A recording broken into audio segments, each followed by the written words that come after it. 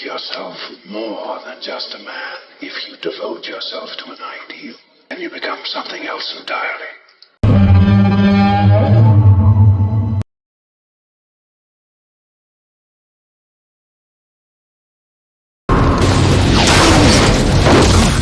He nerfed Batman during this fall damage scene, as we have seen him take hits from Bane and still not be knocked out yet. The belt's lock mechanism must have been damaged in the fall. This is another thing I found confusing. We never saw the belt lock mechanism break during the Bane fight, yet it broke here. I assume that Batman has been doing routine maintenance on the belt.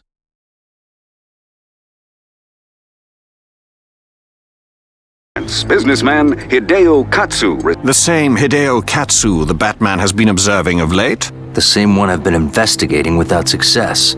Call for the Dragon's Fangs! Villain group apparently is not a DC villain. I, however, did find information on Marvel Comics having Dragon Fang villains, which means this cartoon made their own Dragon Fangs villain group. See the Batbot next to the Batmobile 3 times, which means he either did not make a storage system for the Batbot, or this episode takes place few days after the Bane fight. See the interior of the Batbelt and the Bat device.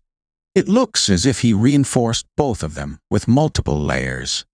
However, this episode proves he needs to reinforce them even more. We get to see a wider shot of the Batmobile interior as well as the startup sequence. It is a small but cool scene.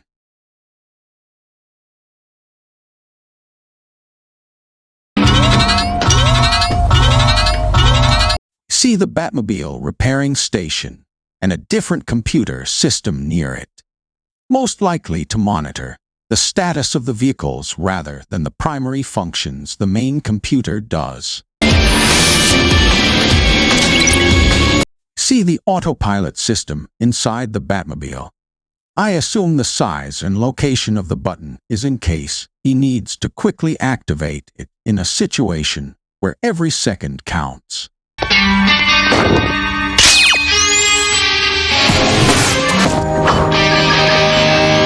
This is the first and only appearance of the remote control Batarang. The size is bigger than a traditional one and has 2 noticeable differences, those being the propellers and the center camera. See what looks to be what I think is a miniature grapple hook. If someone in the comments has a different theory, then feel free to comment the theory. Shut down the auxiliary Batwave transmitter! I believe this was the auxiliary transmitter, sir. I think the auxiliary transmitters are how the various systems in the Batcave and Batbelt communicate with his vehicles and Batbot. However, they are only in the Batcave, not in the city.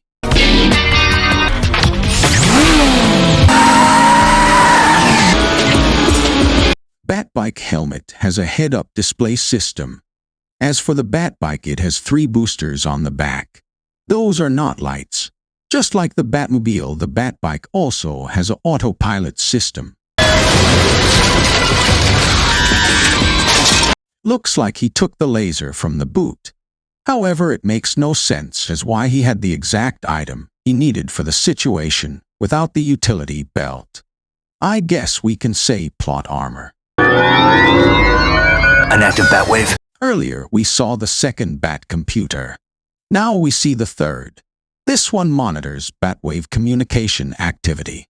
I might be wrong, but in the series so far we have seen only 3 Bat computers.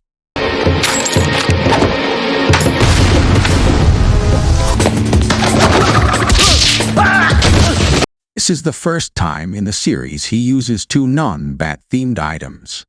The first is these smoke balls. The second is bolas. Not sure about bolas, but the smoke balls do change to bat pellets later. Time changes nearly everything, but the mission and the legend of the Batman lives on.